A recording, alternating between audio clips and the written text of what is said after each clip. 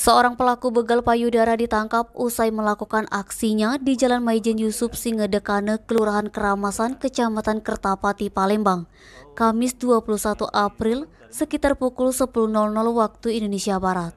Tersangkanya Suryadi, 32 tahun, warga Kecamatan Gandus, Palembang.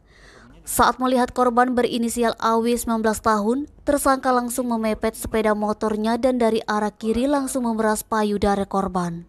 Saat kejadian, korban melintas tidak jauh dari flyover Keramasan Kertapati dengan mengendarai sepeda motor. Seketika korban berteriak meminta tolong warga sekitar, sementara terlapor melarikan diri ke arah Kertapati.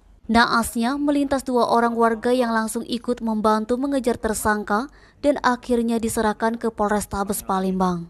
Kasat Reskrim Polrestabes Palembang Kompol Triwahyudi membenarkan adanya laporan dari korban pencabulan Undang-Undang Nomor 1 Tahun 1946 tentang KUHP, Pasal 289 dan atau 281 Ayat 1 dan Ayat 2. Di hadapan polisi, tersangka Suryadi mengakui perbuatannya. Dia mengaku bahwa saat menuju ke tempat kerja tersebut, dirinya melihat korban sedang seorang diri mengendarai motor melintas di Jembatan Musi 2 Palembang. Denny, Sumeko TV melaporkan.